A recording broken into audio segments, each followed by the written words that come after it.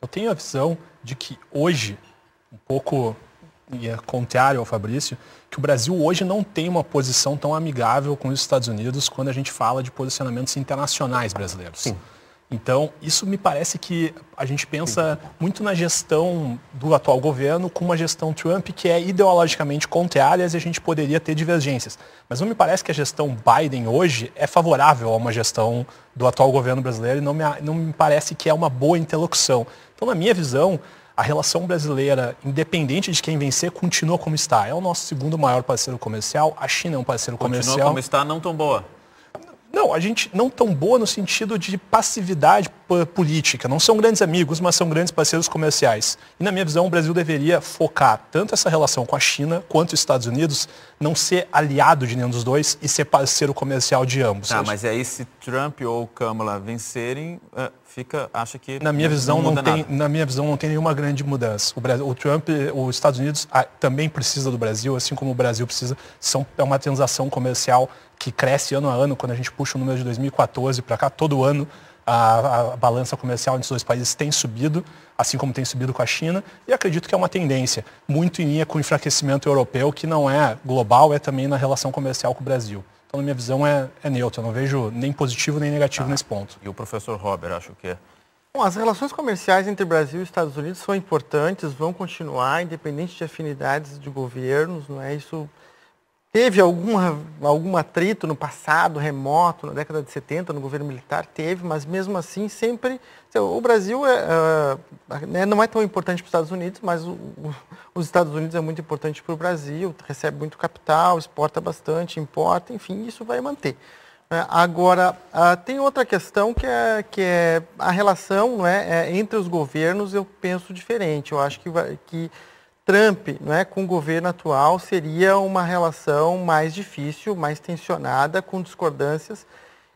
E aí um ponto importante, quer dizer, mesmo que Biden não seja assim amicíssimo do Lula, eu penso que eles têm afinidades, né? Alguns acordos sobre relações trabalhistas, sobre proteção ambiental, que é uma questão relevante para os dois. Né? Tem discordâncias também, eventualmente o presidente Lula se afasta em questões, por exemplo, com relação à China, se mantém equidistante, com relação ao dólar, enfim, mas não tem assim, animosidade contra os Estados Unidos, né? E nem contra o governo Biden e assim com Kamala, né? Mas a questão das mudanças climáticas, acho que seria muito importante, né, nessa discussão, porque se os Estados Unidos de fato sair do Acordo de Paris, né, e continuar com a visão do Trump, não é, de extrair petróleo, né, sem nenhum compromisso com mudança climática, isso vai tensionar no caso do Brasil, porque o Brasil busca ser, não é, na cena internacional, um ator que paute as questões climáticas, a questão energética, né, enfim, refrear, né, a emissão de carbono. Isso tudo seria, claro, uma agenda totalmente impossível com os Estados Unidos. E a questão da Venezuela também, não é? Porque o Brasil está se afastando da Venezuela no presente momento, mas tem diálogo. Não é? Então, pode inclusive mediar, enfim, com Trump, né, como o professor falou aqui, não é? O professor Fabrício, potencialmente poderia ter um conflito bélico, não é? na nossa fronteira, que seria péssimo, tá certo? E com Kamala tenderia a continuar essa manutenção mais soft dessa questão da Venezuela. Manutenção mais soft. O professor Fabrício achou que considerando o cenário da Kamala e considerando o cenário do Trump, em relação com o Brasil especificamente? Especificamente, eu acho que a gente não discorda tanto assim, viu? Na realidade, eu estou alinhado contigo. A questão foi bem pontual com o ponto da Venezuela. Eu concordo contigo que o Brasil é grande demais, num certo sentido, para os Estados Unidos simplesmente prescindirem de relações com o Brasil e declararem o Brasil numa situação adversativa com os Estados Unidos de uma hora para outra, porque mudou o governo. Mas eu vou insistir num ponto, que é o ponto com o qual eu, inclusive, comecei. Eu acho que a Argentina, numa vitória do Trump, sai favorecida sim, e sai favorecida objetivamente por causa da política energética e por causa da política de cripto num novo governo Trump. Dá para chamar de novo, né? No novo governo Trump. E esses dois elementos vão dar mais autonomia para o governo Milei adotar daí sim uma postura adversativa que hoje ele não tem bala na agulha, na falta de termo melhor, para adotar com o Mercosul. E eu acredito que isso teria consequências para a posição política do Brasil dentro da América Latina.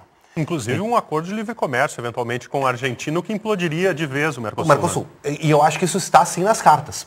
Me parece estar muito bem nas cartas. Estaria diretamente no interesse do Musk. O Trump sendo eleito, o Musk deve ter um cargo no gabinete do Trump, né, como consultor ali, conselheiro do governo Trump. Né, ele já falou disso, uma espécie de ministro de desburocratização, algo nesse estilo. Né? E isso favoreceria imensamente a posição argentina no curto prazo. No médio prazo, acho que seria desastroso, tá? Mas no curto prazo, favoreceria uma posição argentina dentro do Mercosul e talvez para implodir realmente de vez o Mercosul, o que sobrou do Mercosul. Então, esse ponto me parece consequente diretamente e prejudica o Brasil. Agora, não prejudica o Brasil diretamente, é indireto. Eu não acredito que o Trump tenha uma política direta de interesse no Brasil. Nós temos o presidente do governo de 2016. O Brasil não estava na prioridade do governo Trump. E está dentro da prioridade do governo Biden por duas questões. A questão de trabalho, na qual ele é um aliado estratégico pontual do Lula, em algumas pautas, na questão de regulamentação global do trabalho. Teve aquela questão do Uber, né, das plataformas digitais, que eles tentaram um acordo, que acabou que não foi para frente, mas quem sabe. Né? E na questão ambiental, realmente, que é totalmente diferente, são paradigmas de questão ambiental totalmente distintos. Não é que o Trump não tenha uma política ambiental, mas é uma política extrativista para o meio ambiente, né? Que também afeta o Brasil, mas afeta outros setores da economia brasileira e de uma forma que eu acho que no médio prazo é terrível para o país. Né?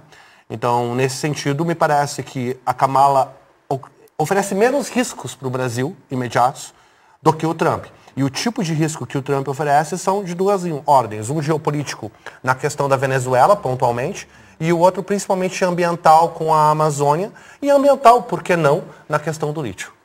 Rodrigo Lopes, prós, contras. Eu acho Trump que é uma ilusão a gente pensar, né, que dá para nacionalizar muitas vezes a disputa americana e pensar, por exemplo, que, né, porque Trump seria mais próximo do ex-presidente Jair Bolsonaro, ou Lula mais próximo de Joe Biden. Simplificar demais. Na verdade, o Partido Democrata é diferente do PT, assim como o Partido Republicano é diferente do bolsonarismo. E eu acho que quando Bolsonaro, por exemplo, no passado, mirava Trump ou emulava Trump, era muito mais uma questão que rendia algumas fotografias juntos. Acho que não teve grandes ganhos para o Brasil, uma suposta afinidade ideológica no nível da diplomacia presidencial. Acho que muda pouco. Concordo que foi falado que as relações políticas entre Estados Unidos e Brasil estão consolidadas, as relações comerciais também, são mais de 200 anos de história. Muda muito pouco se um presidente é alinhado ideologicamente a outro ou não. O próprio Lula teve relações amigáveis com Bush no passado, né, que era do Partido Republicano. Então acho que não há grandes diferenças. Mas acho que há pressões, sim, especialmente na questão ambiental. Acho que a Venezuela é quase a Ucrânia para os Estados Unidos, ou seja, né, um país problema dentro da área de influência dos Estados Unidos, assim como a Ucrânia é um problema na região ali do leste europeu para a Rússia, porque aproxima demais a OTAN. Mas acho que vai ter, para usar uma palavrinha que não foi falada aqui, mas como o Léo está simplificando, numa palavra, resumindo a relação como fica, eu acho que aqui fica mais gelada, com o caso de Trump, a relação com o Brasil.